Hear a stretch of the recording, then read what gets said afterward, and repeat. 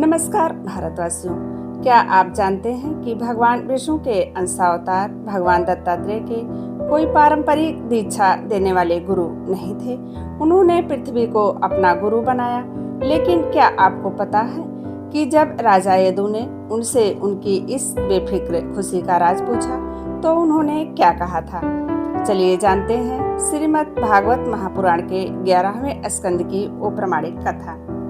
11वां स्कंद, जिसे उद्धव गीता भी कहा जाता है, और यह पूरा वृतांत अध्याय 7, 8 और 9 तक फैला हुआ है। इन 3 अध्यायों में लगभग 100 से अधिक श्लोक हैं, जो इस प्रसंग को काफी विस्तार देते हैं। भगवान श्री कृष्ण यह प्राचीन इतिहासम पुरातनम अपने परम मित्र उद्धव जी को उनके वैराग्य को दृढ़ करने के लिए सुना रहे हैं।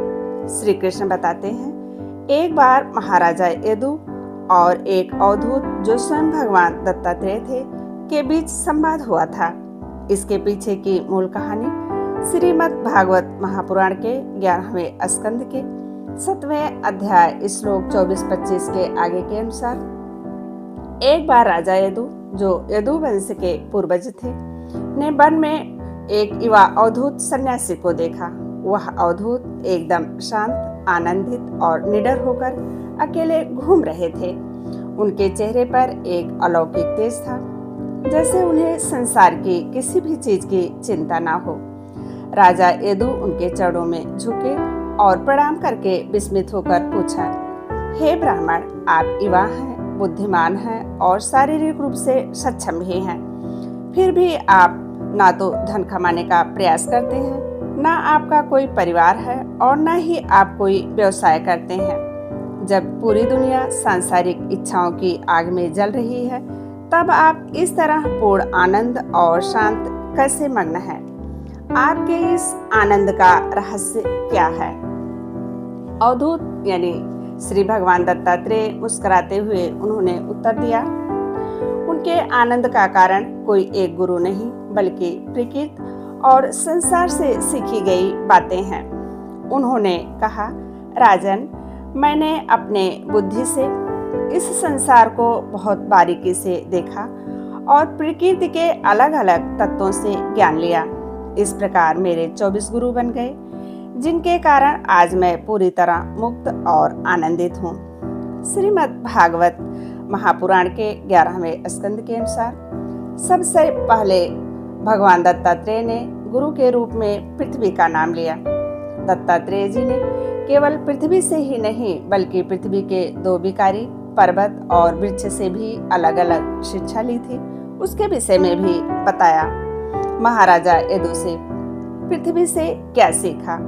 सहनशीलता, भूतैर आक्रम्य माणो पिधीर संतो न चदेत पदात्। इसका दार्शनिक पहलू समझते हैं। लोग पृथ्वी को खोदते हैं, उसे पैरों से कुचलते हैं, उस पर प्रहार करते हैं और गंदगी फैलाते हैं, लेकिन पृथ्वी बिना क्रोधित हुए सब कुछ सहती है और अपने मार्ग से विचलित नहीं होती है। इसमें सीख क्या है? साधक या समझदार इंसान को भी परिस्थितियां या लोगों के व्यवहार से विचलित नहीं होना चाहिए, चाहे कोई कितना भी कष्ट दे। अपने कर्तव्य मार्ग पर अडिग रहना चाहिए। पर्वत से क्या सीखा? परोपकार की संचित निधि। पृथ्वी के अंग यानी पहाड़ों पर नदियां बहती हैं, जड़ी बूटियां उगती हैं और वह खनिज पदार्थों से भरे होते हैं। पहाड़ यह सब कुछ अपने पास छुपा कर नहीं रखता है, बल्कि दूसरों के कल्याण के लिए नदियों और वनस्पतियों के रूप में समर्पित कर देता है। तो इसका दार्शनिक सीख क्या है? हमारे पास जो भी ज्ञान, शक्ति या संसाधन है, उनका उपयोग दूसरों के भले के लिए ही होना चाहिए। जानते हैं उन्होंने वृक्ष से क्या सीखा?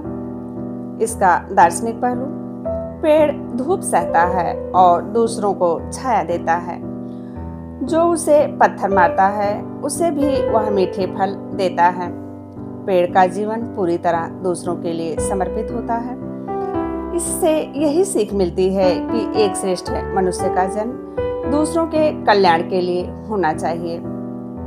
भाइयों एवं बहनों, आपको भगवान दत्तात्रेय जी की यह शिक्षा कैसी लगी, हमें कमेंट बॉक्स में जरूर बताएं। ऐसी ही दिव्य पौराणिक कथाओं की जानकारी के लिए मेरे चैनल को सब्सक्राइब करना ना भूलें। मिलते हैं अगले वीडियो में भगवान दत्तात्रेय जी के एक नए गुरु और नई सीख के साथ। तब तक के लिए जय श्री कृष्ण, जय भगवान दत्तात्रेय जी।